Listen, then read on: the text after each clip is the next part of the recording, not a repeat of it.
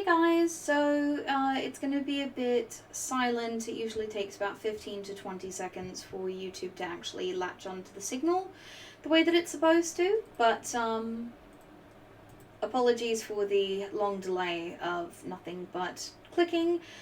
Welcome to the live stream. Calon this week decided that she wanted to talk about Hindutva. Now, one of the defenses of polytheism that's often put forward by our channel and Oceans and others like us is that, in general, polytheists don't tend to want religion in our governments. This is kind of an exception. This is a fascist movement that has taken on the cloak of Hinduism in order to sort of spread its fascist ideology. So I'll let Callan take it from here. I've got a article from The Atlantic that I'll be linking in the chat for those who, would like to sort of follow along. But I'll let Callan sort of get started with explaining a little bit about Hinduism first, and then kind of getting into where Hindutva's sort of appropriating it towards its own ends. Also, hello to Rilla, Wijipu, and Triatil. It's good to see you guys. Hello, everybody. Welcome to Literal Nightmare. Anyhow, so it is a nightmare, actually, because Hindutva has grown in power to the point to where pretty much they're almost practically in charge, and they've almost turned India into what's called a Hindu Rashtra, which would basically make it a theocracy. So, with that nice part out of the way, let's get some background out. So, the thing about Hinduism, and Hindu as a term, is that it's not actually native to that region. Many, think about 1,000 years ago when the Persians came in contact with the Indus Valley, they decided to call originally all the people there Sindhu, which means dwellers of like around the Sindhu River, the Indus Valley. This, of course, got taken up by the British. So originally it was a demonym, meaning it was just what you call people. Like, I'm an American. Alia is a Martian. Via is a stoner. All that kind of stuff. But I'll have you know, Callan, that I'm not a Mercian. The closest thing as far as identity that I could aspire to would be I'm Haida. Yes, you're a Martian. And Haida. That's right. The two are mutually exclusive. So I'm not a stoner. I'm a stoned dragon. Okay, stone dragon. Sorry. Now, the great stoned dragon. The thing is that there's some really evil people that come into the picture, and these people we call them the British. Yeah, they kind of fuck. Well, oh wait, I can't swear, can I? Yeah, we're trying to gun towards monetization, so it's probably best. We're not going to get monetization with this video, anyway. Well, it doesn't matter. The whole channel can be demonetized. Like, we can lose our appeal for monetization if we swear too much. So, like, we kind of need to keep our recent stuff a little more PG. Which reminds me, everyone, you know that series we keep teasing about spirit science? We're actually working on that. Cal and I have recorded the audio, and I'm working on the video as we speak, so that's coming pretty soon. Anyhow, so, with the topic. So, anyhow, the British come in, and they start trying to separate everything out by religion because, well, they're Abrahamic, and to them, religion has this very particular meaning. Basically, there has to be a notion of a worship of a god. There has to be a single set of texts, and so forth and so forth.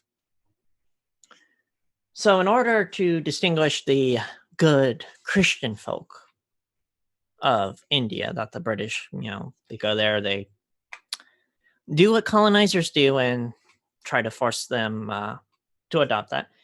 They called any sort of non-Abrahamic religion Hindu. And this is where we get the term Hinduism today.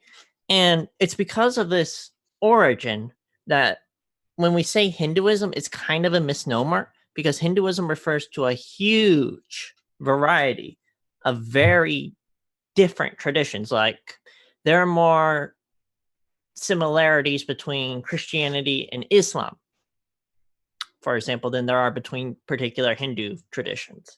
In fact, there are certain Hindu traditions which are atheistic, or as they would call it, Nastika,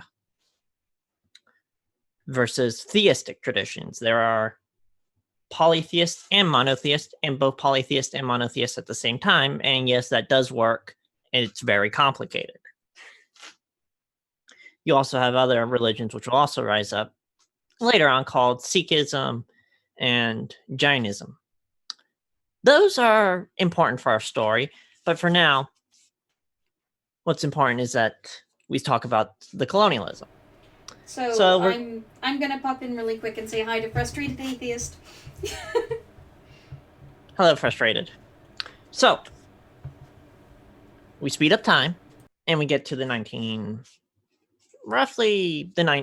year 1900 to 1930, and India decides, or the Indians are starting to decide that, these British people, they don't have a right to our land. We need to kick them out.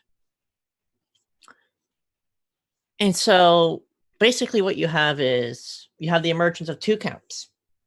One camp that wants a secular India, another camp which is based off of this ideology, which actually infected most of Europe, called nationalism. With the rise of nationalism came the identification with particular symbols and can take particular so-called native thought, which was sort of codified by this guy named Savarkar. So we should probably go a little bit into what nationalism is and isn't, because we've heard it's a term that gets mixed up a lot in American politics. Well, okay, so nationalism is a bit more authoritarian. And sometimes it can be good. It can do good things. I'd be the first to say that a lot of colonialists have been kicked out because of nationalism. This idea that, hey, look, you're similar to me. We're similar. We share this land. Those people are just sending our resources over to some other island half the world away. We should take back these resources and use it to help our people as a nation.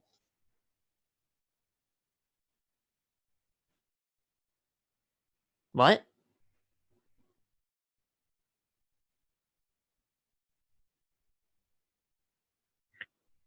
Anyhow, so we see this rise in nationalism. This nationalism will develop into two camps. One which is focused more on the Hindu identity, which is Hindutva, by Savarkar. And then we have Mahatma Gandhi, whom I don't think needs an introduction here. Although there's quite a little bit of history about Mahatma Gandhi that a lot of people don't know, but for us it's irrelevant. We're focusing on Savarkar. Savarkar was an admirer of Hitler and Mussolini. He spoke highly of them, and he compared the Jews to the Muslims in India. So that is to say, the Jews were to the German Nazis as the Muslims should be to Hindus. So this guy would go on to found what is called the RSS. The RSS is short for, sorry, I have to pull this up. I can never remember the RSS. It's Rashtriya Svayamsevak Sami, I think. Rashtriya Swayamsevak Sangh is what it is, which basically means the National Volunteer Organization. Think brown shirts, basically. Does anyone have anything else to say aside from me? Or am I covering it all? I can do a quick, easy thing if y'all want to know the difference between nationalism and patriotism. It goes like this, to put it simply. Patriotism's love and support for your country, but the distinction between that and the nationalism would be nationalism is unconditional, where even if your country's doing something disgusting, you're gonna support every aspect of that just because it's your country. That'd be the biggest difference between nationalism and patriotism. Well, It's a little more complicated than that. To put it simply, Calon. Nationalism is a form of fascism, though. So it can be. Yeah. There It is a depends, strand that of depends on nationalism, definition. like that which arose first up in India, in Mhm. which it's not inherently fascist, it's more anti-colonial. And this is one of the difficult parts when it comes to dealing with Hindutva, is that they will often hide behind anti-colonialist language. Yeah, basically using what could be considered a very positive thing in order to sell their ideas, much the same way that pretty much every other major nationalist group has done. Right. And so, in that vein, and because I should have also mentioned this before when I was talking about Muslims and Hindus. So, the way the British colonizers would handle India is pretty much the same way every other does. They create and emphasize divisions and get communities to attack each other, because when they're attacking each other, they're not coming after you. So this is why tensions between the local Muslim population and, let's say local, it's mostly northern India, yeah, and Hindus were rising. And this is what led to this radicalized faction that is Savarkar. That is this idea that India should be for Hindus and Muslims can go somewhere else. This is called a two-state solution, and would in fact eventually form Pakistan. So, with that little bit of background, we have Savarkar, he creates the RSS, and Gandhi gets assassinated.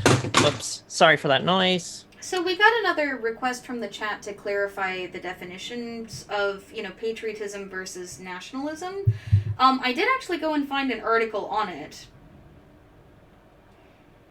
Go ahead. So patriotism, apparently it stems from the 17th century, specifically, whereas nationalism isn't something that was used until the 19th century to describe a very specific movement. Patriotism is more love and devotion for one's country. Nationalism is loyalty and devotion to a nation. But the definition of nationalism also includes exalting one's nation above all others and placing primary emphasis on promotion of its culture and interests as opposed to those of other nations or supranational groups. So basically that sort of add-on is what is the dividing line between patriotism and nationalism. Nationalism is America first, whereas patriotism is I love America. Pretty much, yeah. And nationalism, in that sense, isn't necessarily a bad thing. That's the other point. Nationalism tends to be what is required in order to kick colonial powers out of one's own country. If that makes sense. Mm-hmm. It's very messy, to put it simply. It's sort of, think of it as the difference between basically here Gandhi, basically a guy in a white linen robe with a wooden staff who is able to go on a hunger strike and get thousands and thousands of Hindus to stop attacking Muslims for a brief period of time, versus Savarkar, who, well, one of the members of his organization would actually go on to assassinate Gandhi. Because what Gandhi sought is secular pluralism for India.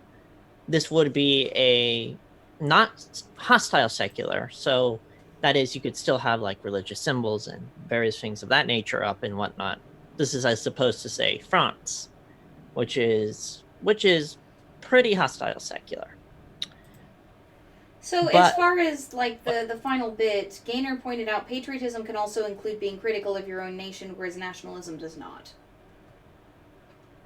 Yeah, okay. Right. So, but back to the main topic, which is, in this case, Hindutva. Well, I think that little aside was key to sort of understanding why Hindutva is such a damaging movement.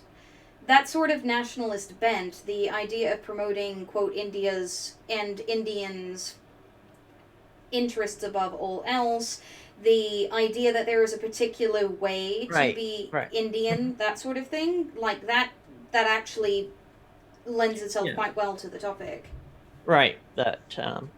Yeah. Okay. So, with that aside,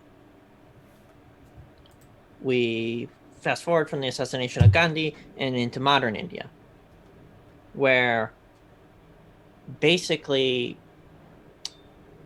this pretty much neo-Nazi group, because they have fascist roots, their leader Savarkar took a ton from Hitler and Mussolini,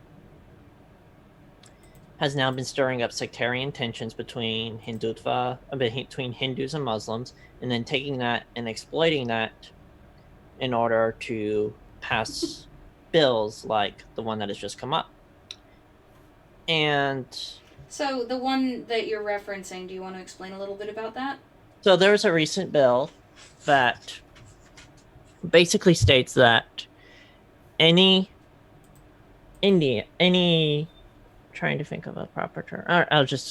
So any Hindu, Sikh, or Jain who lives in an oppressed country, say the Kashmir is often cited example, can go to India and immediately claim citizenship as someone who has been persecuted by the government on religious grounds. Now, on the face of it, that sounds pretty good, except it excludes one important group who is also very oppressed, especially in Myanmar. That is Muslims. And so basically, what critics have been pointed out is that what this bill is designed to do is to pretty much prepare or lay down some legal framework in which many Muslim citizens can no longer claim that they are Indian and could therefore face deportation and whatnot. And we're talking millions, because literacy is actually an issue in India. And if you're not literate, well, how are you going to have an identification card and whatnot? So, yeah, that is that issue. And basically, it's very on its face racist. It is kind of racist too. Okay, so I actually found the bill in question. I can read off a portion of it if you guys would like. There's an article that Jacobin put out that discusses it and quotes from it. Mm-hmm. So, I'm going to post it in the chat really quick, so if you guys want to follow along with what's admittedly going to be a bit of jerky reading, here you go. So, I'm scrolled down to the section that says the political conundrum. A controversial citizenship amendment bill became law on December 12th, 2019. For the first time since the Constitution of the Republic, citizenship in India became formally linked to religion. The CAB, now the CAA, amends Section 2 of the Citizenship Act of India 1955 by preventing, quote, any person belonging to Hindu, Sikh, Buddhist, Jain, Parsi, or Christian community from Afghanistan, Bangladesh, or Pakistan who entered India on or before the 31st day of December 2014 from being labeled an illegal migrant. The Act gives immunity to people from these communities from being prosecuted under the Foreigners Act of 1946, a draconian colonial legislation that prescribes detention for illegal migrants until their deportation. Furthermore, the Act introduces Section 6B to the Citizenship Act, granting a special provision to fast-track naturalization to the communities referred to above. The notable omission here is, of course, Muslims. The justification for this amendment is twofold. First, that India should be a safe haven for people belonging to the religious community specified because they face religious persecution in their Muslim-majority countries of origin. Additionally, the government views this act as rectification for what it holds to be a historic blunder. The 1947 partition in which the states of Pakistan, including the current territory of Bangladesh, and India were formed. The justifications were most sharply posed by Amit Shah, the Home Minister, in the Raya Sabha floor debate on the CAB. It would be a mistake, however, to view the CIA in isolation. The Home Minister has unequivocally stated that the CIA will be followed by a national register of citizens, the sole purpose of which is to identify, deport, or detain illegal migrants currently residing in India. So effectively what they're doing is they're using this as a form of quote-unquote amnesty for what they consider to be desirable migrants before they start cracking down on immigration. Right. And there's also another more insidious purpose behind this bill as well, which is not immediately apparent. But the thing is, when you look at Bangladesh, one of the things is that it's below sea level. And with rising levels, that's going to create a huge migration from Bangladesh. So you're going to get a lot of climate refugees. And what this bill, in essence, allows India to do is to look at those climate refugees and say, nah, you're not coming here. And most of these refugees because most of these refugees will be Muslim. So apparently there are 60 different petitioners claiming that the act is unconstitutional. Yes. Mm-hmm. And from that same article, they talk about the main 3 objections, if you'd like to go into that. Well, the main objections are, 1, it's unconstitutional because it violates the principle of secular government. That's objection 2. Oh, okay. Objection 1 is that it violates the equality provision under Article 14 of the Constitutions because it treats members of different religious communities unequally. The CIA only extends protection to non-Muslim minorities from Bangladesh, Afghanistan, and Pakistan, but fails to address persecuted Muslim minorities from those countries and minorities from other neighboring countries such as the Rohingya in Myanmar, the Tamils in Sri Lanka, and the... I'm not even going to try it. Just spell it for me. O-Y... or U-Y-G-H-U-R-S. Wait. Hold up, let me... The U-Y... G-H-U-R-S. Uyghurs. Uyghurs and Tibetans in China. Yeah, the Uyghurs. That's another thing we should do an episode on at some point, is China's genocide of the Uyghurs. Because so apparently there's been an explosion of protests about this because the Supreme Court is partisan and can't be relied on to actually overturn this act. Yeah, so the protests are mostly originating from universities and in Muslim areas. So if by some miracle you live in India and are watching this, please go protest this. Although I probably don't have to tell you because India has a pretty strong protesting culture, surprisingly. So, yeah. And basically the other fear is that this slides India ever closer to becoming a Hindu Rashtra, which is a term you will hear among Hindutva supporters for basically saying Hindu theocracy. And some of the arguments that I've even gotten from supporters of this bill, they're just so, like, nonsensical. Like, oh, the Rohingyans shouldn't be here because they're Muslims. Because Muslims only worship one God. It's like, yeah, well, when you look at Sufism, you find that it's a little more complicated. But in case you guys are curious, this is a photograph of one of the protests. Apparently this was taken in Kolkata on the 9th. Mm-hmm. So... yeah, the government even shut down the internet in like northern India because of this.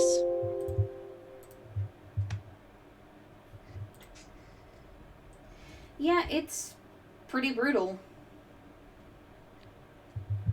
The brutality, yeah. Right. What did you do to your mic? Calon, your mic. I need one from the chat. Anyhow, yeah, it's been pretty brutal. There's been reports of police brutality and various other issues relating to that, especially with corruption and whatnot. And yeah. India, by the way, is a mess, just in case anyone was wondering. So, like, do you want to try to get into some of the sort of underlying political things that have led to the rise of Hindutva's popularity recently? Yeah, I can get into that. What most of it is based off of is it's a lot of it is almost American like the Hindus are pulling pretty much the same thing you see Christians pull. Like Hindutva, I should say, is pulling this. Except the thing is, you have to understand about India is that rather than having the social psychological disposition that we have, which tends to be more individualistic, in India it is more communal and group oriented. And I'm going Most to Asiatic countries what tend to be that way. yeah, A bit more like concerned with the group. and I'm going to put a trigger warning right here because I'm about to give an example. So, for example, one of the things that could happen is that a member of Hindutva goes and claims, "Oh, this Muslim man raped this village daughter, this Hindu daughter, and so we should go and rape the Muslim daughter." Speaking of Muslims and that sort of claim, And there's actually a current Hindutva propaganda piece out about what they call the love jihad, which is entirely fictitious from every article that I've read. They're claiming basically the great replacement, but with, Muslims and I know. Hindu women. Mm-hmm. So that's one example of that sort of anti-Muslim hatred. But let me get to the symbolic violence here. So the idea is that in India, which India, by the way, is patriarchal, extremely so, is that the woman carries basically the village Hindu seed. They're basically a property of the village. Yes, this has led to dowry abuse, numerous enslavement issues, so forth and so forth. So the idea behind a Hindu woman getting raped is basically that Hinduism is in a way getting raped. And so what do they do to Muslims in order to show that this is their country? They rape Muslim women because Muslim women are viewed as basically the next generation, as basically Islam. So there's the symbolic violence for you. I was talking more about the socio-political sort of conditions that led to the rise of a fascist movement in India. Well, yeah, this is part of that. It's the communal mentality and these riots, various riots that have occurred between the sectarian forces between Hindu and Muslims, is what is driving Hindutva. Which is why they're also like releasing propaganda pieces like the one you just mentioned, such as Love Jihad.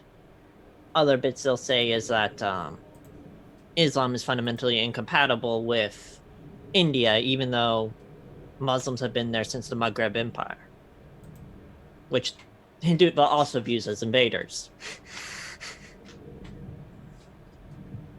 So, yeah. Questions? Yeah, do we have any questions from the chat? I know that this is a fairly complex topic, and Hinduism as a whole isn't very understood by most Westerners, just because it's itself Western not one yoga religion. is a joke. I'll say that. Well, I mean, it can be useful at least for physiological stuff. It's I'm very talking good about for pain. in terms of being appropriative and whatnot. Mm-hmm. Like, it's nothing like Indian yoga.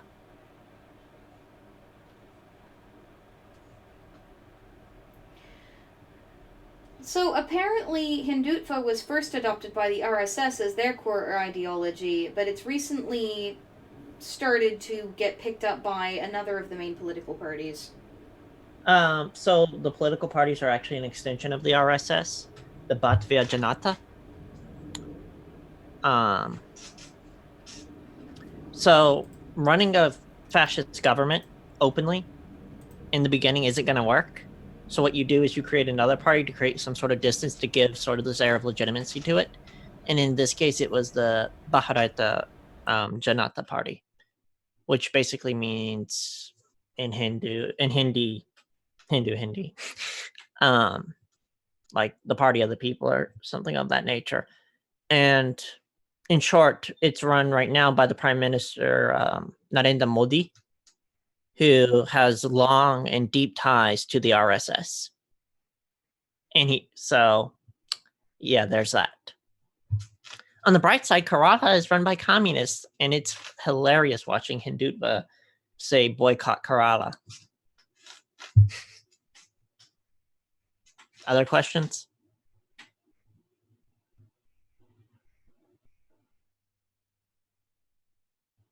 We have a question from Hannibal of Carthage. What will happen to the Christians there? Christians are actually under protection by this particular bill, but that might change in the future with how ultra-nationalist these are. Yeah, I can answer that a little bit better. So, the Hindutva view of Christians is that they're invaders.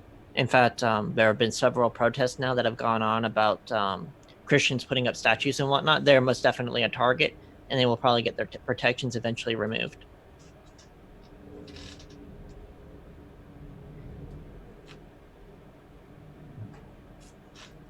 So you need to stop messing with your chair, Calon. It's causing auditory dysfunction for people in the chat.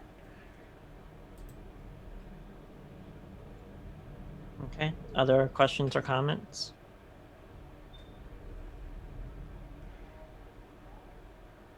Hannibal says the Muslims could just convert to Christianity. I know that that's probably a joke, but in all honesty, this sort of religious persecution is a major, major issue. Even paying lip service to a religion you don't believe in is, effectively, it's a form of oppression. So I don't think that that's even worthwhile to joke about if that's what you're saying.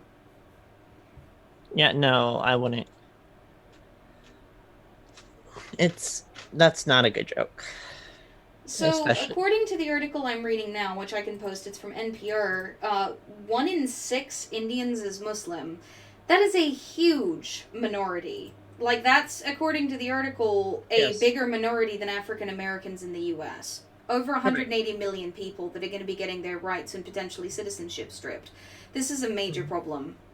Yes, that is correct, and most of the Muslim population is in northern India. Around... as you would imagine, because that's where India borders Muslim nations. In fact, they practice a particular brand of Islam called Sufism, which is so different from other forms of Islam that a lot of Muslims in Saudi Arabia and whatnot don't even recognize it as Islam, because they have saints and are a bit more flexible in their praxis than other forms of Islam are.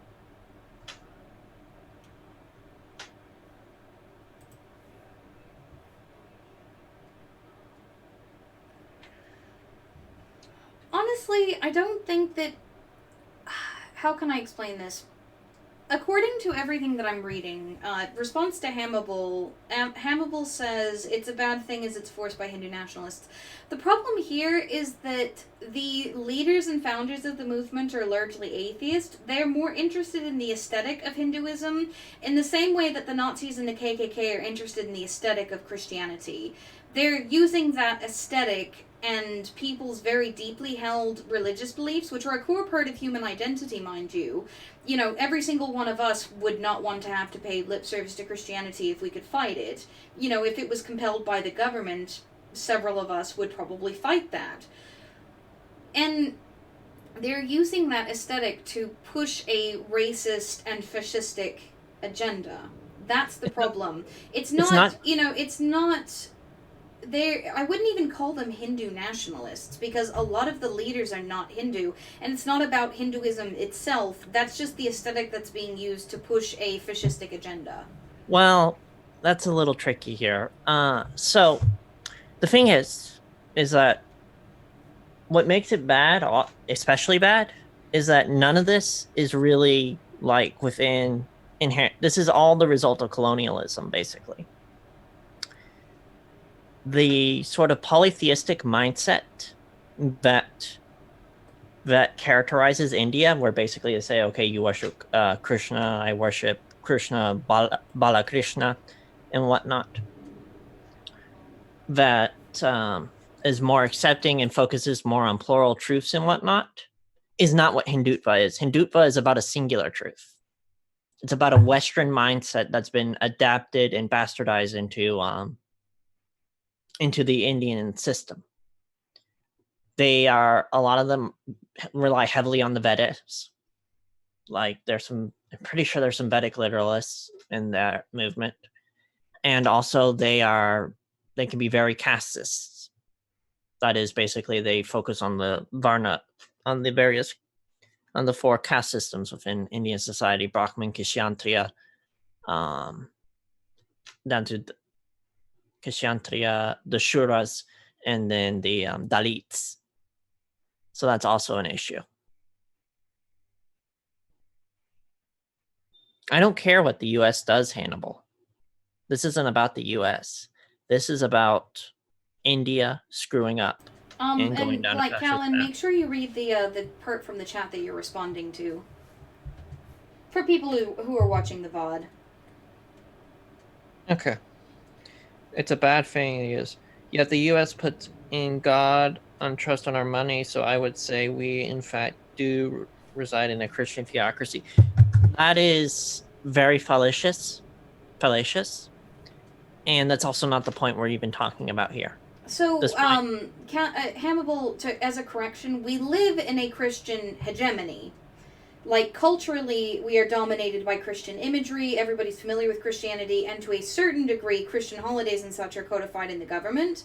However, we do not reside entirely in a Christian theocracy because we have what is considered to be a secular government, even if the culture of Christianity is dominant, both culturally and to a lesser extent politically, like, having to be Christian effectively to have a chance in hell of winning a presidential election, etc. There's some theocratic arguments that take place over legislation, but largely we do not have a national religion, and we don't have an enforced national, set of religious rules. So we are not exactly a theocracy. We have some theocratic elements to the way that our government is run, but ultimately the in God we trust on currency and such doesn't mark us as a theocracy. It is a relic from an older time. You can be a Jew and not get deported here. Yeah. If we were theocracy, the priests would run the politics, and the priests would be the politicians, and that's the literal definition. Or there'd be legal requirements about one's religion. For example, in some countries it is illegal to be any religion other than the national religion. That's another example of the theocracy. It may, they may have some non-religious based law, but a theocracy includes things like required state religions and such. But this is all, of course, secondary to our main point, which is basically 1 in 6 people in India faces potential deportation because they are Muslim. Yeah, and, being Muslim religious practice is actually historical to India. Like, Yes. India, what we consider to be Hinduism, which again is a collection of related religions rather than one single unified thing, in the same way that when you talk about, say, Hellenism, you have to talk about, okay, so which city-state and what era are your beliefs or practices primarily based on, because it wasn't one unified faith. The idea of one unified faith in any sort of pagan space is actually kind of a silly one, because the vast majority of pagan religions evolved naturally over time. Yeah, let's put it this way. There are 6 different orthodoxic schools in Hinduism. And each one considers the other orthodox school as a valid alternative. So we have a question from Witchy Poo. How likely is it that this will improve? Is there any hope for these people? The hope tends to rest in the universities and among the cities. The more educated people will be, hopefully the more this will continue to get called out. The rise in Indian tech as well, because with more access to information, the population is more likely to fight back. Right. And also, India has a strong protest culture. That's the other huge advantage that India possesses. They will protest. That's why you have multiple riots. They will do it. So there is hope in that sense. As for, do I see hope in the long term? I tend to be on the more pessimistic side. I think. Oh, I was just going to say, and there's another question from Triatael. If this isn't stopped, will they also target other groups, including people from other countries on work visas, etc.?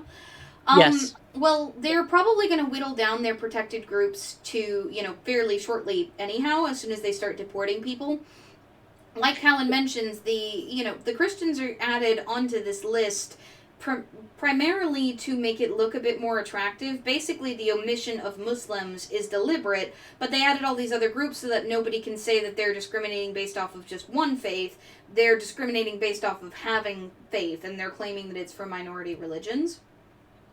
As for racism, once that's acceptable, they'll do what a lot of these sorts of fascistic groups do, which is to escalate their legislation to narrow the reach more and more. Oh, well, it's okay that we excluded the Muslims, so let's remove the Christians, let's remove the Buddhists, let's remove this, that, and the other. Until eventually you have a totalitarian ethno-nationalist regime installed that happened basically, with trickles of legislation. The more acceptable this sort of oppression becomes, the more acclimated. It's like the frog in the slowly boiling pot of water, right? The more acclimated the populace becomes to these smaller, bills, the more they can expand their reach. Because it's very clearly, at its core, believes that a particular skin tone of Indian person who practices a very specific form of the religion, that is an Indian. And any other definition is not included. And before this gets brought up, because I know it probably will in either the comment section or whatnot, yes, skin tone racism is a huge thing in India. There have even in RSS books, there's even a story about how God put man into an oven first. He took man out too early and they had white skin. He put them in there and he left them too long and they had black skin. He put them in there and left them in there just right, and they came out in Indian. So racism is very much also a part of this. Which is interesting because there are multiple skin tones that are found even within India. Like, the class system is based on the fact that there are a bunch of different skin tones found in India, in part. Right.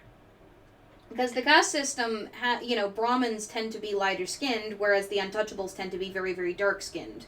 Dalits. Mm-hmm. I mean, that's not the case for every single one of both of those castes, but it's very obviously a component of it. Right, the Brahmin versus the Dalits. Mm-hmm. Definitely is a component. It is. Yeah. As far as the more permissive forms of Hinduism, quote unquote, Hindutva is mostly, from what I've read, Hindutva is less a religious movement specifically and more of a political one. So I'm not really sure what the answer to that question is, because no article that I've read. So we have from Gaynor, do you think they will start excluding more progressive sects of Hinduism and try to remove them? The answer to that is that what they'll probably end up doing is they'll label them as communists, because India does have a huge history with communism. In fact, in Kerala, which is actually a pretty Hindu place. I can't remember the exact rank, but like a high official there is a communist, is a Marxist-Leninist.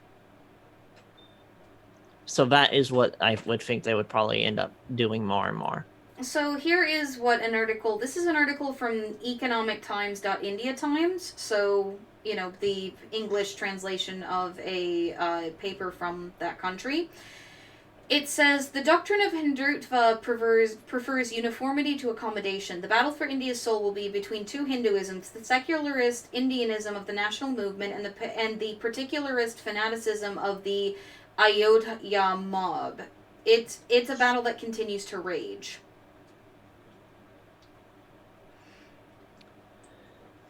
So, effectively, what they're saying is that it's more about cultural conformity and governmental such than it is about religion itself. Well, the thing is the whole role of Indian religion within Indian society is different than what we think of in the West. Hindutva is actually comparatively pretty Abrahamic in terms of how it looks at Hinduism. But when it comes to like your average, like everyday non-Hindutva person, for them, religion is dharma. meaning it's something they just simply do. It's practice. There's not, sure, they may worship the gods or they may not. It's about relationships and all these other various different aspects, which can vary wildly from caste to caste, man to woman, etc., etc. Apparently, Hindutva groups have a presence in the U.S. as well. 50,000 Indian Americans attended a rally in Houston organized by Hindutva political activists that featured Narendra Modi and Donald Trump. Well, I mean, Trump has kissed up to the North Korean dictator, so why wouldn't he do it with Narendra? So apparently, according to this website, Hindutva violates the core teachings of Hinduism. One of the core teachings of Hindu scriptures includes Ekatva, oneness, and Amisa, or Ahimsa, nonviolence. Ahimsa, which means nonviolence. Ahimsa. Hindutva, that is a core. Hindutva That is a core. That's a core teaching in Hinduism and in Jainism. Can I finish the paragraph, Calon, please? Hindutva promotes division and exploitation on the basis of religion. It's in a country where 1/5 of the population is not Hindu. Hindutva advocates argue that India should be a country that privileges Hindus and openly incite violence against minorities, particularly Muslims and Christians. This is a majoritarian vision, no different from the ugliness of white nationalism or conservative politicians who argue that the U.S. is a Christian country. Right. Yeah, that sums it up. That is Hindutva. So, but yeah, apparently there are a number of different Hindutva groups that particularly target college campuses in the U.S. Yes. Mm-hmm. Also, several Hindu American politicians and elected officials have displayed an admirable leadership in opposing Hindutva. This includes Ro Khanna, Democrat from California, Illinois State Senator Ram Villavalam, and former Chicago Alderman Amaya Pawar. There are also Hindu American politicians that have covertly and overtly supported Hindutva. Congresswoman Tulsi Gabbard, the first Hindu in Congress, has received significant donations from Hindu nationalist leaders in the U.S. and was initially named chairwoman of the 2018 World Hindu Congress in Chicago. Congresswoman Raja Krishnamurthy spoke at the 2018 World Hindu Congress and also spoke this past October at an event in Chicago celebrating the founding of the RSS. So apparently officials in our own government, there are a couple of them that are receiving donations and such from these groups that have a basis here. Right. So it is our problem too. And honestly, this is a great place to transition into why it's kind of our problem as a pagan community. Hinduism is one of the few polytheistic religions that are still openly practiced and have survived for thousands of years. Shinto is another one. You know, some of the Native American faiths and some faiths in Central and South America are also on that list. But Hinduism is still a majority world religion. It's one of the top 5. So it's one of the few examples of paganism that most people can think of when they think of that concept of polytheism. It's also the only Indo-European religion to have survived, linguistically speaking.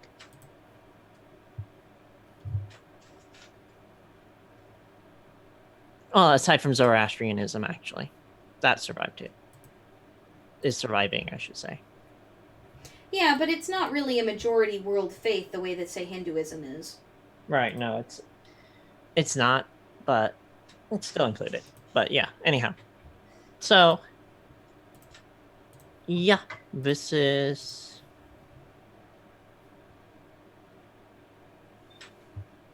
Yeah, this is basically what we face. Trump Hindutva. having ties to this is alarming as well, given the U.S. Christian hegemony. Well, I mean, Trump will have ties to anybody he thinks can further his own agenda. Trump seems to be quite comfortable in the presence of dictators and such because he fancies himself to be one, as is evidenced by the recent stuff in Iran. Mm-hmm.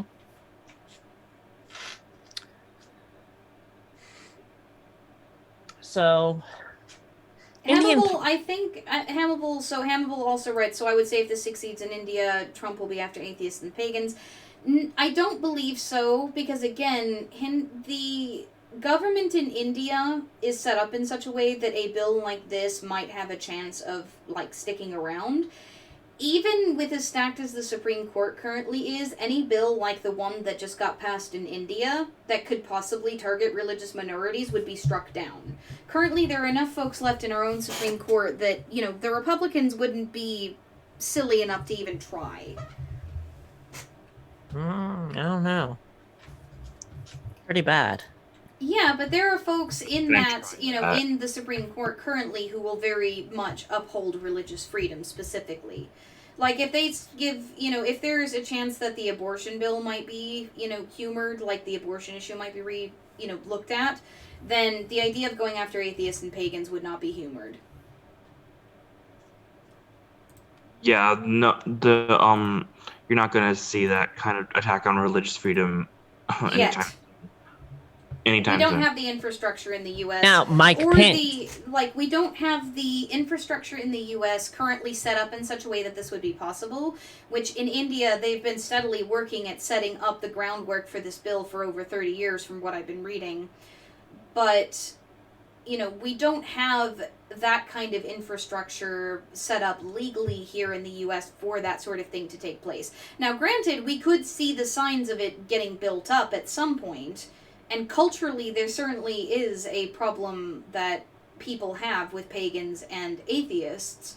But in terms of legality, it would be very difficult for even a state or a city to pass laws targeting pagans and atheists. I heavily doubt any of that's gonna happen anytime soon. Yeah, you'd see a lot more signs of it happening. You're comparing apples to oranges with America and India in that sense for that specific situation. So. Well, I mean, I'm not going to say that it's not possible at all. I'm saying with the current way that the government That's is what structured, I'm saying exactly right now. It'd be It very could happen difficult. in some alternate reality or some alternate path that America goes down, but as of right now, no. Now, if Pence were in charge, yeah, we'd be looking at problems. Pence wouldn't have the ability to do that. I heavily doubt that. But anywho, back to Hindutva. Hindutva. So, yeah. So, do we want to close out the stream then, since we don't have anything more to say? Well, that Sounds was good. fast. I mean, it's our normal ending time, so. Yeah, we usually have 1 to 2 hour streams. This is just a 1 hour stream because it's kind of a very specific, organized topic. It's also very one-sided. Like, there's not much reason for any of us to support this movement. Also, there's a lot of reasons for us to actively oppose it. Well, and again, on top of it, it appears to be more of a nationalist movement that's using the trappings of religion, which is something that we as pagans do need to watch out for. You know, when we talk about the dangers that, you know, folkists pose to paganism, this is the kind of stuff that we're often talking about, because folkism evolves into ethno-nationalism. Yeah, although I will say... doesn't have the numbers to achieve it yet. I will say, though, that with Hindutva, there's also a religious aspect to it, which is also part of the problem. Like, there's no real distinction between the political and the religious in this case. Well, when I was reading, it said that the emphasis on the religious side, particularly among the leadership, was much smaller than would initially appear. That it's more about intolerance to other faiths than it is about a particular way to be Hindu. Right, but my issue there is what sort of definition, like the Hindu leaders could just simply see themselves as following Dharma and therefore have Hinduism. It basically boils down to an issue of semantics. So the point stands. Your point stands, Ali. Hannibal, we will be talking about the American government over on A Raging Atheist tomorrow night. I think it would probably be best to leave those sorts of comments until tomorrow night, just because we're talking about India, not the U.S. at the moment, apart from mentioning that several politicians in the U.S. have received support from Hindutva allied groups. Basically, the equivalent of receiving support from the Nazis. Huh. So, this also, though, even in a religion as tolerant as Hinduism, the allure of ethno-nationalism is perpetually there. And this is part of the reason why the idea of, among heathens, no frith with fascists, among, other groups, just an absolute lack of tolerance for this sort of thing in our community needs to stand. That's not to say don't tolerate people who have these beliefs. We can have a conversation with people and potentially change minds, but when it comes to the leaders of these sorts of movements or people who are trying to proselytize these ideas, we absolutely need to root them out of our community, because they very easily and quickly can escalate into full-on intolerance type movements where other religions are persecuted, or where entire groups of people, they can evolve into hate groups. Mm-hmm. Or they could evolve into They're in a Hindutva. fragile place right now, and we don't want them to be hijacked by people who would use it to promote other beliefs and just very bad aims, to put it simply. Like Hindutva. Yeah. We don't want to become Hindutva. Don't become Hindutva. For what it's worth, by the way, if you guys are curious, a lot of you are familiar with the concept of frith from heathenry, from Ocean's videos and such. The version of that from Hellenism is xenia, which is the sort of hospitality extended to foreigners by Greek people and people practicing the Greek religion. It's this idea that you treat guests almost better than yourself, so to speak. It's that ultimate tolerance, which means that sort of nationalism is completely incompatible with most versions of the modern day Greek faith as well. Mm-hmm. So, yeah. For what it's worth, is there a similar concept, Cingeto, in your particular Yeah, faith? did you find one? Not yet. I'm still looking, but I can't. It's probably covered under Denma. There's hospitality in general, but there's not anything specifically like frith to my knowledge so far. I think it's probably covered under Denma. Probably. Hospitality is definitely an aspect of that, which is important. But nothing specifically like frith or xenia. So, I think thank you guys so much for joining us. If you haven't gotten a chance to already, please help us feed the algorithm. Go poke the like button or the dislike button, depending on how you felt about the video. It helps us out either way. If you're not subscribed yet, make sure that you do that. We have a couple of announcements. Like I said earlier in the video, I am working my butt off on getting Calon and I's response to the Sumerian epic finished. So I'm hoping to get that done in the next 2 to 3 weeks, though I'm entirely new to editing, and there's no recorded footage apart from the portion of the video we're responding to. Spoiler alert, it's going to take us 3 whole videos, maybe 4, to respond to the first video in their Sumerian epic series. It's a half an hour of misinformation, and it took us over 25 minutes just to debunk the first 10 minutes of that video. So I'm going to try to get those videos down to be a little bit shorter, but the first one's going to be a bit long. After we do the first Sumerian epic video, if you guys like that, then Calon's going to get to torture me, and I get to respond to their series on nutrition. And I have a feeling that we're probably going to end up with iron as a macronutrient merch if I don't punch Calon in the face before then. You would never punch me. I'm too innocent. Yeah, that's what you think. Mm-hmm. That's the truth. So Cingeto's the one who needs to be That to canceled. your fans on Twitter. Huh? So we are working on getting all of that set up and stabilized. Also, I appear to have fixed the issue with Streamlabs, but it tried to come up again when I first started streaming, so we might need to figure out a new streaming layout. We are also working on getting a list of topics and a schedule together so that we can post that on the Discord and you guys can kind of have an idea of what we're talking about, and so I can schedule the streams ahead of time. So we're working on getting a little more organized and professional and getting out some edited content. My apologies if the first video doesn't look all that nice. This is my first time editing video, and I'm doing it on hard mode because, like I said, we don't have any recorded footage. So it's basically just whatever graphics and effects I decide to try to come up with.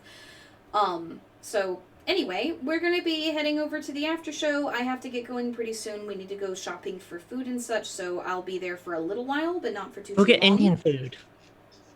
I cook Indian food all the time. I'm vegetarian, of course I do. So, therefore, you need to have Indian food tonight in honor of the stream. And Transblood is on the list of merch, by the way. Though, unfortunately, Hail Priapus gets to go to Raging Atheist because that's his Discord joke. Unless we trademark it first. Nah, I'm giving it to him. I'm the co-host over on that channel. Technically, the legend of Priapus came from Ocean's server. No, the idea, the whole Priapus thing was actually, it started on Naka's server.